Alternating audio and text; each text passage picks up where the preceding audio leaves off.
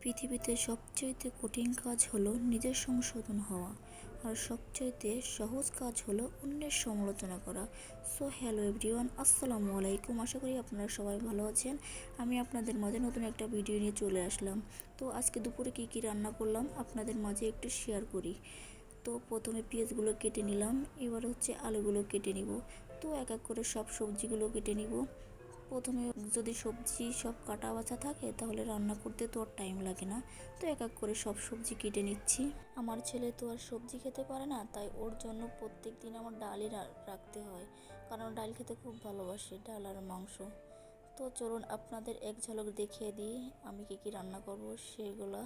তো কাটা বসা রেডি, এখন এক এক করে রান্না বসিয়ে দিব। তো কড়াই বসিয়ে দিলাম, এখন এক এক করে যে পালং শাক রান্নার জন্য সব রেডি করতেছি।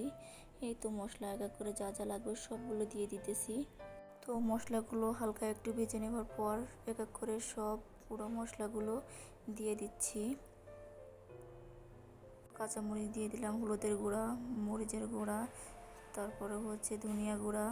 এই তো সবগুলো দিয়ে এখন একটু পানি দিয়ে কষিয়ে নিব।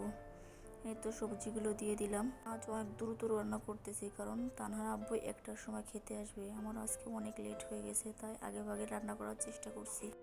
তানহা শুধু মাংস খেতে ভালোবাসে, আর রেজওয়ান ডাল মাংস দুটোটাই খায়। তো এখন নামিয়ে নিব। এই তো মাছ ভুনা করার জন্য তেল দিয়ে দিলাম। তো এক এক করে সব মশলা টশলা রেডি করে দিচ্ছি। এখনও হচ্ছে মাছটা ভুনা করে নিব। তো মশলাটা কষিয়ে নিচ্ছি। এখন হচ্ছে গিয়ে মশলাটা একটু কষানোর জন্য ঢেকে দিলাম, তারপরে নাড়াচাড়া দিয়ে এখন পানি দিয়ে দিব। পানি দিয়ে একটু ফোটাবো, তারপরে হচ্ছে মাছগুলো এক এক করে দিয়ে দিব।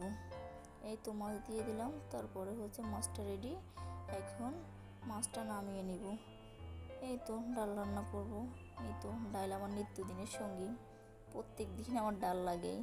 আমার বাচ্চাটা ডাল খেতে ভালোবাসে, তাই ওর জন্য ডাল রাখাই লাগে। তো এই তো ডাল আজকে ভুনা করতেছি। ও পাতলা ডাল বেশি ভালোবাসে, ও হচ্ছে ভুনা ডাল বেশি পছন্দ করে না।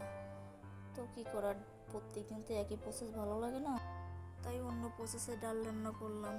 তো ডাল রান্না মোটামুটি শেষ। এই তো দুপুরে রান্না শেষ, তো টেবিল গুছানো শেষ। তো ভিডিওটা ভালো লাগলে অবশ্যই পেজটি ফলো করে পাশে থাকবেন। আল্লাহ হাফেজ।